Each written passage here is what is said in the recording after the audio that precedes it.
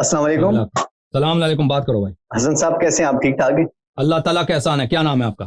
جی سر میرا نام کامران ہے اور میں پشاور پاکستان سے بات کر رہا ہوں. سر میں اصل میں سنی فیملی سے بلانگ کرتا ہوں اور میرے کچھ ایک دو سوال ہیں. مطلب زیادہ ٹائم میں آپ کا نہیں لوں گا, ایک دو کویشچنز یہ آپ سے کرنے ہیں میں نے. سر پہلا سوال تو میرا یہ ہے, ایک سیکنڈ ذرا, ایک منٹ کا مجھے ٹائم دیجیے. سر میرا پہلا کویشچن آپ سے یہ ہے کہ دیکھیں یہ سنی علماء کہتے ہیں نا کہ اگر جو خلیفہ دوم تھے حضرت عمر کی خلافت میں, اگر اللہ کی مدد حضرت عمر کے ساتھ نہ ہوتی تو انہوں نے رومن اور پرشین امپائرز کو کیسے فتح کیا تھا, اور لاکھوں نہیں بلکہ لاکھوں لوگوں کو انہوں نے کلمہ پڑھایا تھا, مسلمان کیا تھا, جن کی نسلیں آج بھی مسلمان ہیں. تو اگر وہ راہ حق پہ نہیں تھے تو مطلب اللہ کی مدد ان کے ساتھ اتنی کیسے تھی؟ تو اس بارے میں آپ کیا کہیں گے؟ مجھے بتاؤ, اس کی حکومت بڑی ہے یا فرعون کی حکومت بڑی ہے؟ عمر کی حکومت بڑی ہے یا فرعون کی؟ کس کی حکومت بڑی ہے؟ جی فرعون کی حکومت بڑی. اس کی عمر کی حکومت بڑی ہے یا اللہ تعالیٰ آپ کا بلا کرے یا نمرود کی حکومت بڑی ہے؟ جی نمرود کی بڑی تھی. حکومت عمر کے فتوحات زیادہ ہیں یا ملکہ وکٹوریا کوئین وکٹوریا جو تھا؟ جی وکٹوریا, کوئین وکٹوریا. جی بالکل وکٹوریا بڑی ہے نا. اچھا چنگیز خان آپ جانتے ہیں وہ مشرک تھا, اس نے بہت بڑا امپائر بنایا. عمر کی جو خلافت ہے اس کے سامنے تو کچھ بھی نہیں ہے نا, وہ تو کچھ بھی نہیں اس کے حکومت کے سامنے. لیکن سر ایک کوشچن یہاں پہ یہ آتا ہے کہ انہوں نے دیکھیں میرے عزیز میرے بھائی, پہلی بات ہے حکومت کی بات کرتے ہیں, پہلے اسلام پھیلانے کی بات کرتے ہیں. تو یہ اس سے استدلال کرنا کہ بھئی اگر کسی شخص کی فتح ہو جاتی ہے, اس کو دنیا میں مثلا پیسے آ جاتے ہیں, وہ حتماً اچھا آدمی ہے, یا دنیا میں اس کی سیاسی مقام بن جاتا ہے, حتماً وہ اچھا آدمی ہے, حتماً وہ نیک آدمی ہے. یہ بیوقوفانہ والی بات ہے. اللہ تعالیٰ نے اپنے بدترین دشمنوں کو بڑی بڑی حکومتیں دی ہیں.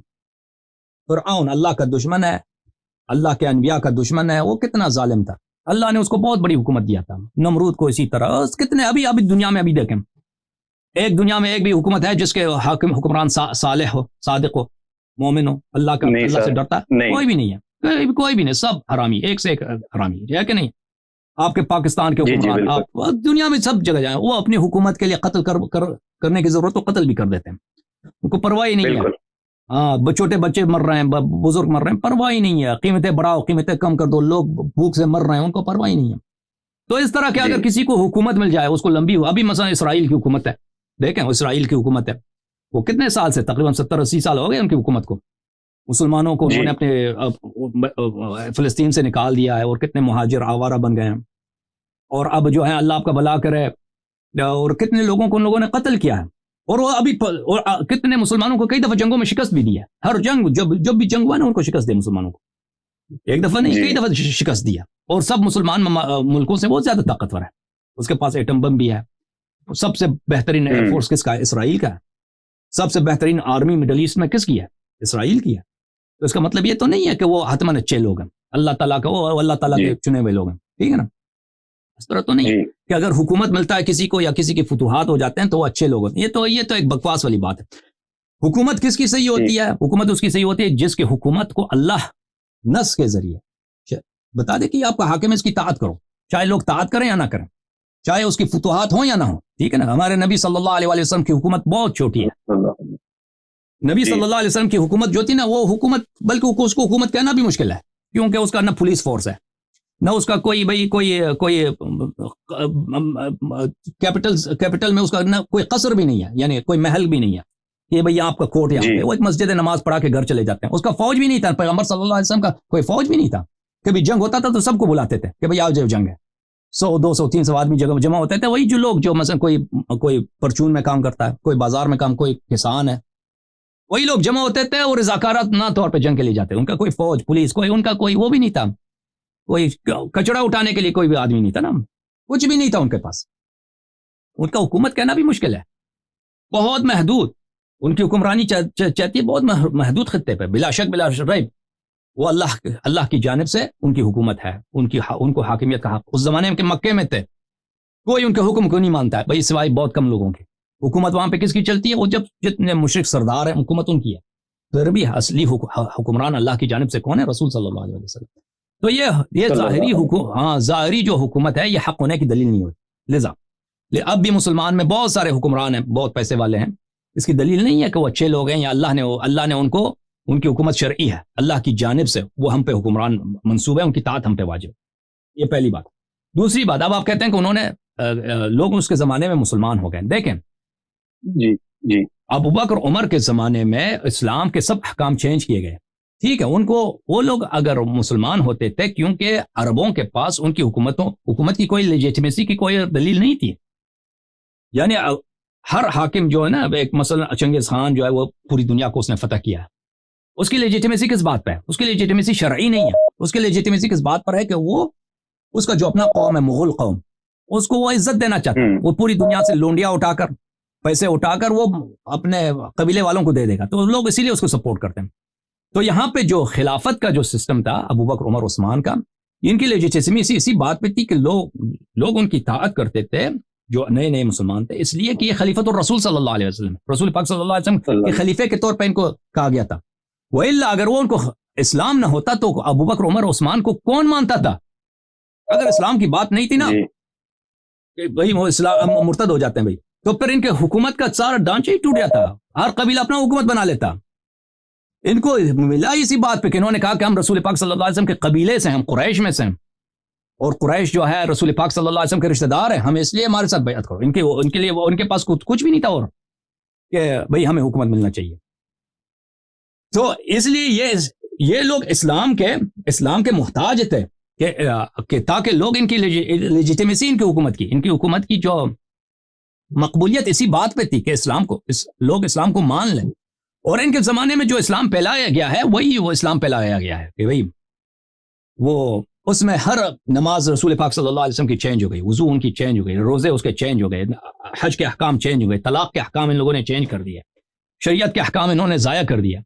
اور ہمارے جتنے اختلافات ہیں مسلمانوں میں، نماز میں، روزے میں، مختلف مذاہب میں، اور جتنے باتیں ہمیں اسلام سے کے متعلق ہمیں مبہم ہے، ہمارے لیے واضح نہیں، اسی ابو بکر عمر کی خلافت کی وجہ سے ہے.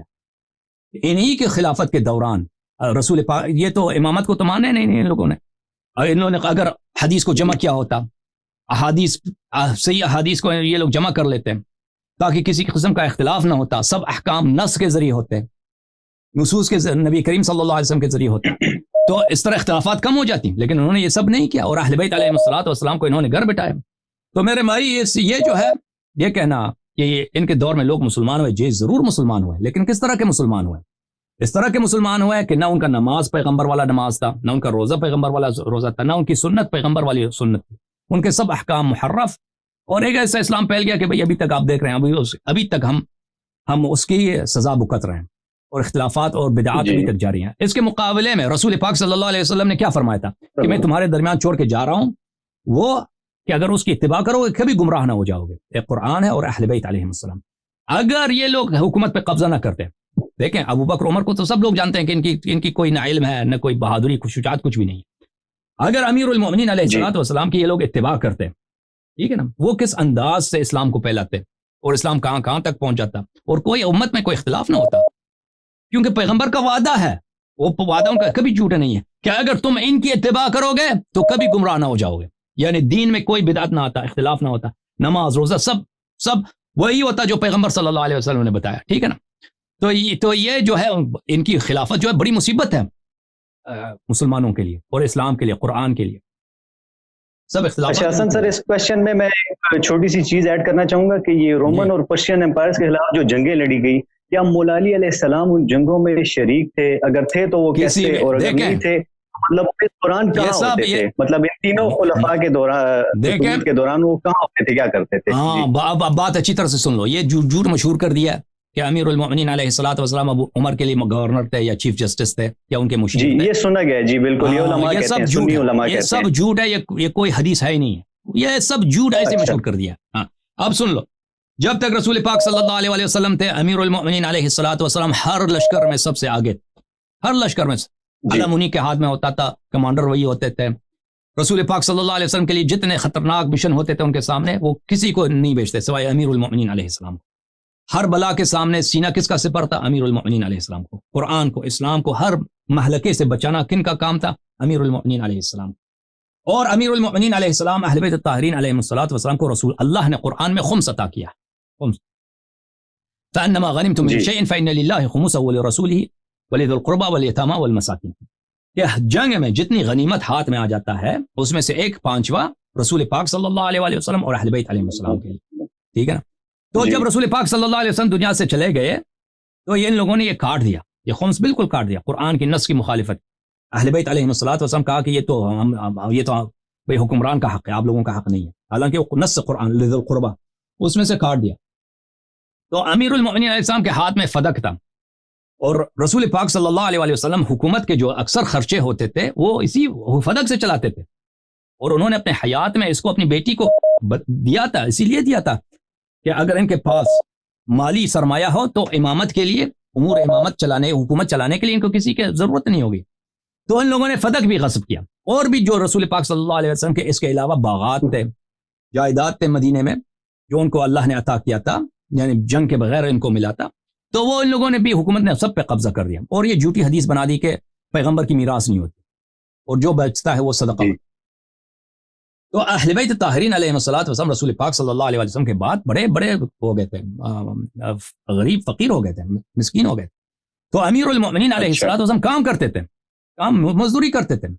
وہ بھی کس طرح کی مزدوری؟ مثلا کسی ان کا اپنا جو جائیداد تو پہ لوگوں نے قبضہ کیا، وہ جاتے تھے مثلا کسی کی باغ ہے، کسی یہودی کی باغ ہے، کسی مسلم کی باغ ہے، وہاں پہ پانی دینے کے لیے کہ بھائی باغ کو پانی چاہیے، کنواں کودنا. ابھی تک مدینے میں وہ دوسروں کے لیے بھی کام کرتے تھے، پھر بہت وہ خود کنواں کودتے تھے، مثلا صحرا میں جا کے ان کو پتا ہوتا تھا کیا پانی ہے، وہاں کنواں کودتے تھے اور اسی وقت اس کو وقف کرتے تھے. ابھی تک مدینے میں وہ کنویں موجود ہیں. ایک منطقہ ہے مدینہ میں، جائیں اس کو کہتے ہیں آبار و علی علیہ السلام، علی علیہ السلام کے کنویں. وہاں پہ انہوں نے جو کنویں اپنے ہاتھ سے کھودے تھے آج تک باقی ہیں، اپنے ہاتھ سے کنویں کھودے تھے اور ان کو وقف کیا تھا ہمیشہ کے لیے. اور وہ وقف میں لکھتے تھے کہ یہ وقف ہے، مگر اس میں ایک شرط ہے کہ اگر کبھی امام حسین علیہ السلام کو اس کی ضرورت ہو تو یہ ان کی ملکیت ہوگی. تو وہ یہ کام کرتے تھے، اور کسی جنگ میں وہ شریک نہیں ہوئے، کسی لشکر میں نہیں گئے، اور کبھی ابو بکر عمر کی انہوں نے کوئی پوزیشن قبول نہیں کی، اور کبھی ان کے چیف جسٹس بھی نہیں بنے. ہاں یہ ہوتا تھا کہ بہت دفعہ روایات احادیث میں فریقین نے روایت کی کہ بہت دفعہ یہ ہوتا تھا کہ یہودی آتے تھے، کیونکہ آپ کو پتہ ہونا چاہیے کہ یہود نصارہ یا اہل کتاب تھے. اس زمانے میں کتاب، یعنی کتاب چیز کی کوئی نام عرب میں تھی نہیں بھائی، یعنی کتاب چیز کی کوئی چیز تھی نہیں عرب میں. پورے عرب میں جائیں گے اس کسی کے پاس کوئی کتاب نہیں تھا. ان کو بھئی ان کے پاس کوئی ثقافت، کوئی تہذیب، کچھ بھی، یہ وحشی قوم تھے عرب. تو ان کے پاس تو کتاب تھے نہیں. یہ یہودی کو اہل کتاب کہتے تھے کیونکہ ایک ہی کتاب تھا، وہ تورات ہے، ایک ہی کتاب ہے انجیل ہے. تو یہود نصارہ اہل کتاب ہے. تو یہود نصارہ جو تھے یہ اپنے بچوں کو کتاب پڑھاتے تھے، ان کے پاس مدرسے تھے، اور ان میں عالم بڑے تھے بہت، اور ان کے پاس شریعت تھی، یعنی یہودیوں کے پاس بڑے مدرسے تھے. ان کے پاس مدینہ میں ان کا مدرسہ چھوٹا تھا، لیکن ان کا جو اصل مدرسہ تھا وہ شام میں تھا، اور ایک دوسرا مدرسہ تھا بابل میں، عراق میں. اور تلمود کی جو کتاب ہے بہت موٹی کتاب ہے، یہودیوں کی شریعت کی جو تلمود کی کتاب ہے، یہ نبی کریم صلی اللہ علیہ وسلم کے عصر سے کچھ پہلے تقریباً 100 سال پہلے لکھی گئی. کہاں لکھی گئی؟ عراق میں، بابل میں. بابل بہت بڑا گڑھ تھا، یعنی کوفے کے قریب. یہ کوفے کے قریب بہت بڑا ان کی یونیورسٹی تھی یہودیوں کی، جس طرح ہمارے مدارس ہیں نا آج مدرسے اس میں لوگ پڑھتے ہیں، اس طرح ان کے بڑے بڑے مجتہد تھے، بڑے بڑے فقیہ تھے یہودیوں کے. تو انہوں نے تلمود کی کتاب لکھی تھی. ان کے پاس بڑے عالم تھے، ان کے پاس روایات بہت تھیں، کتب جو انبیاء علیہ السلام کی کتب ہے. تو یہ لوگ آتے تھے نبی کریم صلی اللہ علیہ وسلم کے زمانے میں بھی آتے تھے، یہ لوگ سوال کرنے کے لیے، وہ امتحان کریں، کیونکہ ان کے کتابوں میں یہ بشارتیں موجود تھی کہ ایک پیغمبر ایسا آئے گا کہ عرب میں اس کا ظہور ہوگا، اس کی یہ صفات ہوں گی، اس کے پاس یہ معجزات ہوں گے، اس کی یہ شریعت، وہ نشانیاں سب موجود تھی. تو وہ چیک کرنے کے لیے آتے تھے. تو ان میں سے بہت سارے یہود کے علماء جو تھے خدا ترس تھے، وہ وہی چیک کرنے کے یہ واقعاً پیغمبر ہیں یا نہیں، تو مسلمان بھی ہو جاتے تھے بہت سارے. تو یہ سلسلہ جاری رہا.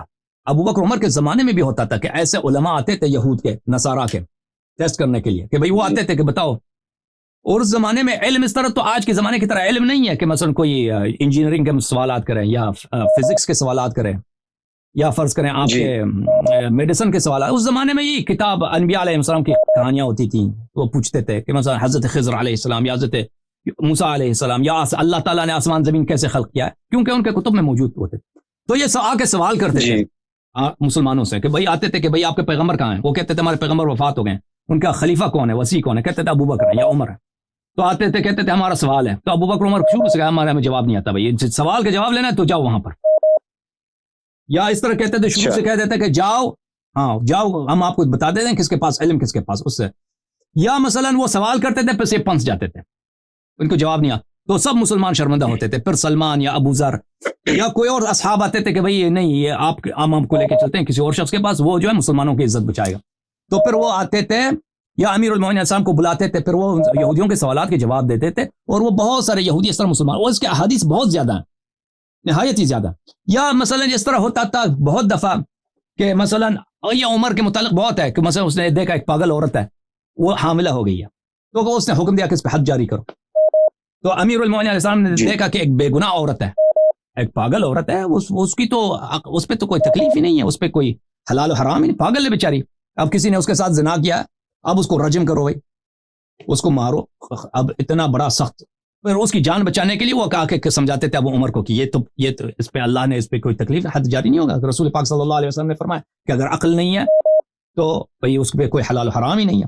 یا مثلا کوئی عورت حاملہ ہو گئی ہے, بھئی وہ کہتے تھے اس پہ رجم جاری کرو, اس پہ سنسار کرو اس کو. تو امیر المومنین علیہ السلام فرماتے تھے اس کا کیا, بچے کا کیا قصور ہے, بچہ اس کے پیٹ میں ہے, بچوں کو آپ قتل نہیں کر سکتے, آپ کو انتظار کرنا ہوگا, بچہ دنیا میں آئے گا پھر اس کو رجم کریں. تو اسی طرح بہت سارے اس طرح واقعات آتے تھے کہ اگر وہ کسی بے گناہ کا جان بچانے کے لیے امیر المومنین علیہ السلام ان کو مشورے دیتے تھے. یا مثلا جب ایران کے ساتھ جنگ ہونے والی تھی تو ایرانیوں نے اس زمانے میں فارس کہتے تھے, ایران نہیں کہتے تھے, فارس والوں نے بہت بڑا لشکر جمع کیا تھا, اور فارس سپر پاور تھے, لازمی بات ہے, ان کے پاس لاکھوں کی تعداد میں انہوں نے لشکر جمع کیا تھا, اور ان کو اندازہ ہو گیا تھا اس زمانے میں کہ عرب میں جو حکومت بنی ہے یہ خطرناک ہے, ہم نے اس کا خاتمہ کرنا ہے. تو یہ بہت سارے کتب میں موجود ہے, کتاب الفتوح ابن عاصم وغیرہ میں موجود ہے کہ ہم جو ہیں یہاں پہ لشکر بھیجیں گے. پہلی بات تو یہ ہے کہ جو جنگیں ہوئی تھیں نا فارس ایرانیوں کے ساتھ, وہ بارڈر پہ جھڑپیں تھیں. یہ عرب کی فوج جو ہے سعد بن وقاص وغیرہ جاتے تھے, یہ مثلا کوئی ریڈ ہوتا ہے جیسے ریڈ کرتے ہیں, یلغار کرتے ہیں ایک دفعہ, مثلا کوئی ایک جگہ پہ 10-15 فوجی 20 فوجی ہیں, وہ جا کے اس کو پکڑ لو, ان کو قتل کرو, ان کے ویپنز وغیرہ پیسے وغیرہ اٹھا کے لے کے جاؤ, یا چھوٹے شہر ہیں ان پہ حملہ کر کے پیسے اٹھا کے لے کے جاؤ, اس طرح کرتے تھے. تو ان کو اندازہ ہو گیا تھا کہ بارڈر پہ, ایرانی حکومت کے بارڈر پہ, فارس کی حکومت کے بارڈر پہ اس طرح جو ہے بغاوت ہو رہی ہے عربوں کی جانب سے, اس طرح وہ ریڈ کر رہے ہیں. تو ان کا اندازہ ہو گیا تھا کہ یہ فتنہ بڑا ہے, اس فتنہ کو ختم کرنا چاہیے. پھر جو ہے ان کا شہر جو تھا مدائن بھی عربوں نے لے لیا. تو انہوں نے بہت بڑا فوج جمع کیا, آذربائیجان سے, اصفہان سے, قم سے, کاشان سے, پتہ نہیں دور دراز علاقوں سے لاکھوں کی تعداد میں, اور سب کو لے کے آئے. انہوں نے ان کا ارادہ یہی تھا کہ ہم مدینے تک آئیں گے, ان کا ارادہ یہی تھا کہ ہم آئیں گے. تو اس بارڈر سے خط آیا, مدینے کو خط آیا کہ بہت بڑا لشکر یہاں پہ جمع کیا ایرانیوں نے, اور ان کا ارادہ یہی ہے کہ وہ کہہ رہے ہیں کہ ہم آئیں گے بھائی مدینے تک ہم آئیں گے. وہ بالکل وہ آتے تو قتل عام کر جاتے, یعنی کیونکہ وہ مشرک تھے. اس زمانے میں اگر کوئی لشکر دوسرے علاقے کو فتح کر دیتا تو ان کا طریقہ کار یہی تھا کہ ان کے مردوں کو قتل کرو, عورتوں کو اٹھا کے لے کے جاؤ. تو اگر وہ ایرانی جو کامیاب ہوتے فارس والے تو لازمی بات ہے پھر اسلام مٹ جاتا. اگر سب مسلمان مدینہ آتے نا تو سب قتل ہو جاتے, اور عورتیں جو سب کنیز, مرد سب قتل, مسجد نبی صلی اللہ علیہ وسلم کو مسمار کر دیتے. پھر صدیوں تک پیغمبر کا, پھر تاریخ میں کوئی پیغمبر کا نام بھی نہیں لیتا, وہ بالکل مہ ہو جاتا اسلام. تو اس وقت جب اس کا لیٹر آیا تو عمر نے, وہ کتاب فتوح ابن عاصم میں موجود ہے, عمر نے جب وہ کتاب کھولا ہے تو اس کے جبڑے جو ہے آپس میں لرزنے لگا. آواز, اس کے جبڑوں کی آواز اتنی بلند ہو گئی, سب لوگ مسجد میں سن رہے تھے. جیسے انسان کو ڈر لگتا ہے نا, دندا اس کے دانت آپس میں کٹکھٹا رہے ہیں. تو اس نے مشورہ مانگا کہ ہم کیا کریں. سب نے مشورہ دیا عمر کو کہ آپ جنگ میں چلے جائیں, اس کے جنگ میں, فارس کے جنگ میں چلے جائیں. تو اس وقت امیر المؤمنین علیہ السلام نے, وہ میرا خطبہ بھی موجود ہے اس میں, اسپیچ ہے, اس کو آپ انٹرنیٹ پہ سرچ کریں. کیا نہج البلاغہ میں عمر کا کوئی مدح ہے, تعریف ہے یا نہیں. تو امیر المؤمنین علیہ السلام نے اس کو یہی بتایا کہ تم اگر جاؤ گے تو تم وہاں سے فرار کرو گے. وہ لفظ سریل الفاظ ہے, تنکب, تم جاؤ گے تو تم وہاں سے پیچھے مڑ جاؤ گے. پھر جو ہے ایک دفعہ اگر لشکر کا سردار, کیونکہ ایرانیوں کو پتہ چل جائے گا کہ عربوں کا جو بادشاہ ہے, ان کا جو خلیفہ ہے, ان کا جو سردار ہے ہمارے جنگ میں آیا, اور ایک دفعہ اگر تم سب لشکر لے کے جاؤ گے ان کے جنگ میں, اگر تم نے وہاں پہ فرار کی تو پھر ایرانیوں کو روکنے والا مدینے تک کوئی نہیں ہوگا, کیونکہ پھر کوئی ان سے لڑے گا بھی نہیں. لیکن تم وہاں پہ نہ جاؤ, تم فوج بھیج دو وہاں پر, خود نہ جاؤ. تو اس عمر نے وہی مان لیا، پھر وہ خود گیا نہیں. تو وہ بھی جو مشورہ تھا وہ ایسا مشورہ تھا کہ وہ بالکل اسلام نہ ہو جاتا بھائی، اسلام ختم ہو جاتا. یعنی اگر مشرک آ جاتے وہ تو پھر تمیز نہیں کرتے نا کہ یہ خلیفہ ہے، یہ اہل بیت کون ہے، فلان کون ہے، وہ تو سب کو قتل کر دیتے. اس طرح کے انہوں نے مشورے دیے ہیں، اس طرح کے مشورے دیے. لیکن اس سے علاوہ کچھ عمر کا جو قاضی تھا مدینے میں، کعب الاحبار تھا. کعب الاحبار ایک یہودی عالم تھا جو مسلمان ہوا تھا، وہ صحابی بھی نہیں تھا. وہ مسجد نبی صلی اللہ علیہ وسلم میں صحابہ کو دین سکھاتا تھا، توحید سکھاتا تھا. اور صحابہ کی آپ کی کتب میں بہت بڑی ساری روایات موجود ہیں کہ صحابہ نے کعب الاحبار سے روایت کیا. اور کعب الاحبار کس سے روایت کرتا تھا؟ بنی اسرائیل سے، موسیٰ علیہ السلام سے روایت کرتا تھا. اور جی ہاں، اوکے میرے بھائی، جی ٹھیک ہے.